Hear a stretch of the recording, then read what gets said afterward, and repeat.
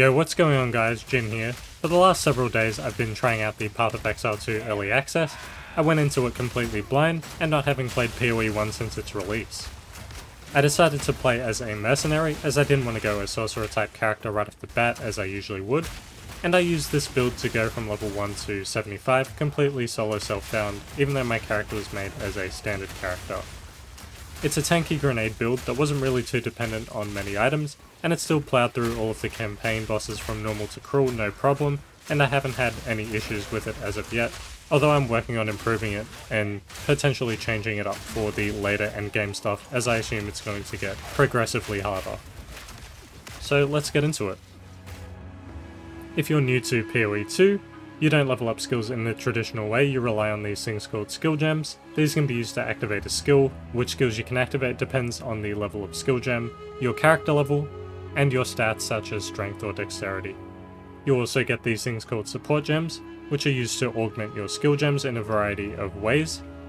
As you can see, if I right click them, make sure you click on all gems to see all of your options. And also don't forget to check that your support gem can actually support the skill you're using. So for example, with this Arcane Surge, it supports spells. So just make sure the support gem you create actually matches up with the skill you're going to use.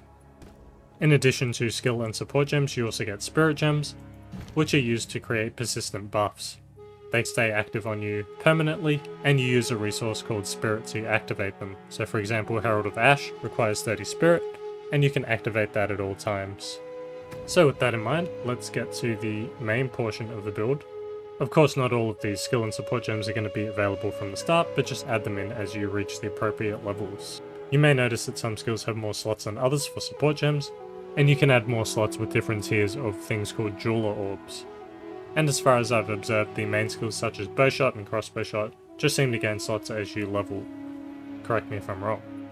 You may also notice I'm using duplicates of some support gems like magnified effect and scattershot, even though support gems are supposed to be unique. That's because as a Gemling Legionnaire, one of your Ascendancy skills lets you use a duplicate of each support gem. So before you get that skill, you would just slot in some relevant temporary support gems, as there aren't too many you'll be duplicating. So, our main skill early on is going to be Explosive Grenade, you get that at level 1, and we're going to support that with Magnified Effect, Scattershot, and when you can, Fire Infusion. I wouldn't worry about the last two slots, as by the time you get those unlocked, it'll pretty much be endgame. Also at level 1 we unlock Poison Burst Arrow, and we're going to put in Corrosion, and Martial Tempo. So the combination of those two abilities will be your main sources of damage until about level 14. At level 6, you can unlock Flash Grenade. That's going to be how you initiate fights, lock enemies in place, and help keep yourself out of physical harm. As you can see, it blinds enemies and allies, but the stun only works on the enemies. So if you do hit yourself with blind, you'll just be reducing your accuracy and evasion by 20%, but since our build is mostly focused on armor, that doesn't matter too much. So if you're surrounded by a bunch of enemies, just drop a few flash grenades on yourself. We're going to support that with Overpower, Ruthless, and Maim when we can get it. Next up we get Gas Grenade. This is going to become our main source of damage. We get this at level 14, and it's also going to be how we break armor really fast and consistently for large groups of enemies, as well as bosses. We're going to support it with Corrosion, which you can take off Poison Burst Arrow and slot something else in there. Scattershot, which will take off Explosive Grenade, and when you can, transfer Magnified Effect onto it as well. And you can replace the two support gems on your Explosive Grenade with something like Envenom and Fire Penetration. At level 14 we also get the Herald of Ash, and you can activate that with 30 Spirit. You can get Spirit from gear, and as item drops from certain bosses. King in the Mists in Act 1, and Igniduck the Bog Witch in Act 3 normal and cruel. So once you have enough Spirit, then you can slot in Clarity for that mana regen, Cannibalism, and Vitality. Just make sure you always have enough spirit to actually have your skill activated. Next up we get Oil Grenade, and that comes in at level 31, so quite a ways after Gas Grenade and Herald of Ash. But once we get this, the build is pretty much complete. As you can see, you can cover enemies in oil, and that will reduce their movement speed by 20%, and apply fire exposure, lowering their fire resistance by 20%. And you can also drop the oil grenades onto the ground to slow enemies even more, and that also applies the fire exposure. All of this oil and oily ground can be detonated by your explosive grenade, and that will ignite your enemies. So enemies that are ignited will cause the poison cloud from gas grenade to explode instantly, and this is how we deal a huge chunk of our damage. So what you'll want to do is throw the oil grenades out, throw the explosive grenade onto the oil grenades, that will ignite the enemies, and then you can spam your gas grenade at them to create constant massive explosions. This will only work on ignited enemies and not oil ignited on the ground. Although there are environmental exceptions, and you can detonate the clouds with your explosive grenades. To support oil grenade, you'll be using Strip Away, Encumbrance, and Persistence. The next ability you'll get comes in at level 52, and that's going to be Cluster Grenade, and you'll need a level 13 skill gem for that. Basically, it fires a grenade that fires grenades, and you'd want to support that with Discombobulate, Ingenuity, and Maim. Lastly, you'll be getting an alternative buff. This buff is called Attrition, and it takes double the base spirit of Herald of Ash, but it's good against really strong solo enemies, though it's highly situational and most likely you won't be using this very much at all. But as you can see, it can give you up to 54% more damage on rare and unique enemies. And you're going to support that with Herbalism, Cannibalism, and of course Clarity. In total, that will cost you 105 spirit to keep activated with all of these support gems, whereas Herald of Ash's total will be 75. So that pretty much wraps up these skills. Let's get to the passive tree. So now we have the passive tree, and in here we have skill points, and you'll also get weapon set points along the way. Your skill points will be active at all times, and weapon set points will allow you to split one skill point into two to branch in different ways, for whatever reason you might wish. For example, as you can see, I have 1 skill point, and 11 weapon set 1 skills, and 11 weapon set 2 skills. So I can select weapon set 1, and activate a node, so let's say increase damage, and this will use my skill point and the weapon set point, and that node will be active when I'm using weapon set 1, so I'll get 10% increased attack damage. Then I can select weapon set 2, and put a point into this one-handed damage. So when I have weapon set 2 active, I'll have an extra 10% increased damage with one-handed weapons. So that's basically how you use one skill point to branch off in 2 different directions, allowing you more versatility depending on which weapon set you're using. You'll have different skills. You could have 1 offensive set and 1 defensive set, for example, or maybe you're using 1 bow and 1 crossbow. So now that that's out of the way, let's go over the skill tree. So we're going to start off by going down this path here with the projectile damage, and picking up armor and evasion, feel no pain, some more armor and evasion, and also going into the life regen and hard to kill. Then we're going to come down here for the projectile damage and ricochet, which is basically used for the projectile damage as well, and make sure we get the cooldown recovery rate. As for the attribute nodes, we're going to make sure we get strength and dexterity as our main attributes, basically just to make sure you can equip the gear that you find. So here we get to our first important section. We've got Grenadier. We want to make sure we take all of the things here. I've got them in my first weapon set, but you don't have to worry about that too much with this build. You can just use your skill points normally, as you don't really use the bow at all past level 15. So you can completely ignore any green lines in my passive skill tree. After you get Grenadier, we're going to go down and to the right and make sure we pick up the volatile grenades. And then we're going to go straight down, making sure we pick up repeating explosives. Then after that, we're going to come over to the left and get Authority and Crushing Judgment.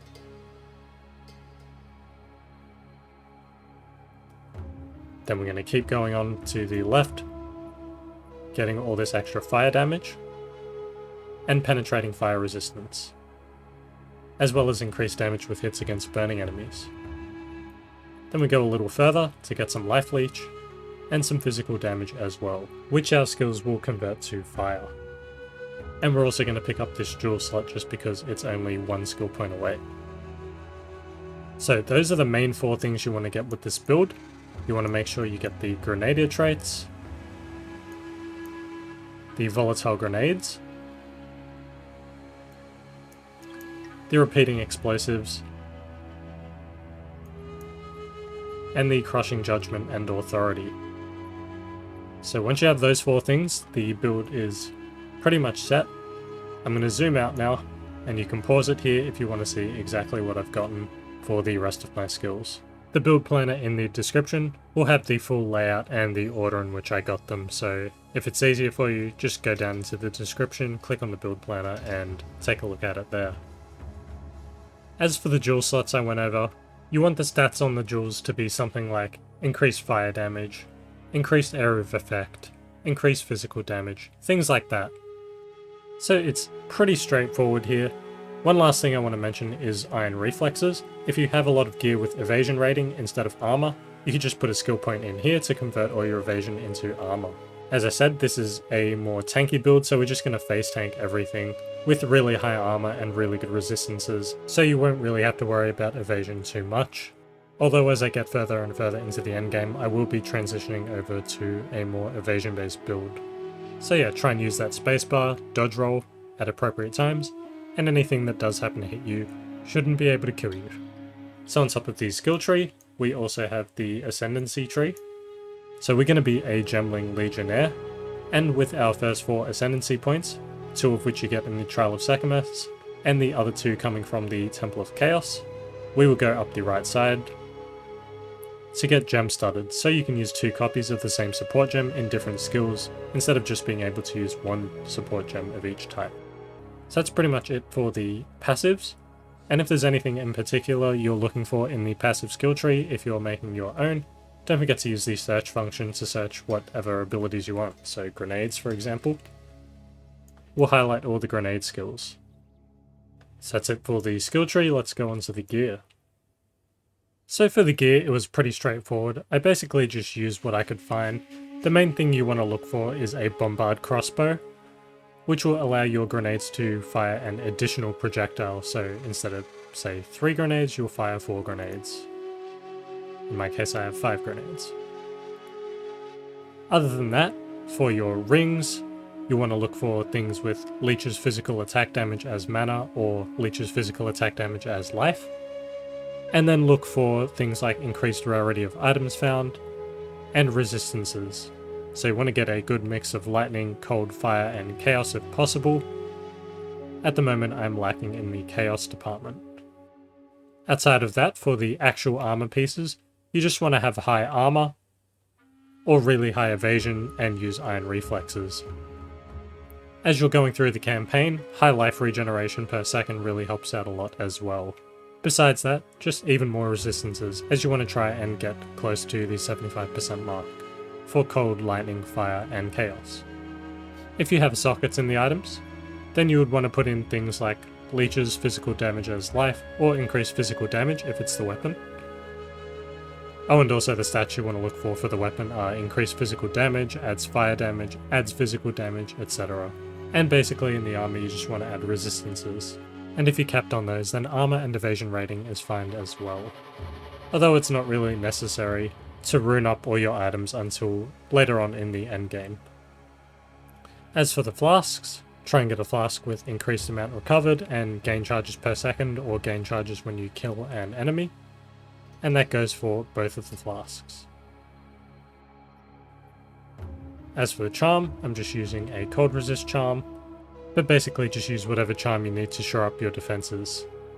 Or if you don't need any, then perhaps a charm that gives you increased rarity of items found. So that pretty much wraps up for the gear. Again, the exact things I think you should look for will be in the build planner in the description. So now let's have a look at how the build actually works. So the way this build works is, you throw a flash grenade, then an explosive grenade, then an oil grenade, and then you can spam out your gas grenades, and upon impact the poisonous clouds will explode, as well as giving the enemy some armor break. They don't ignite off the oil on the ground, as that doesn't count as ignited. But the gas grenade's poisonous clouds will explode upon hitting ignited enemies. So now I'll leave you with some mapping to showcase the build.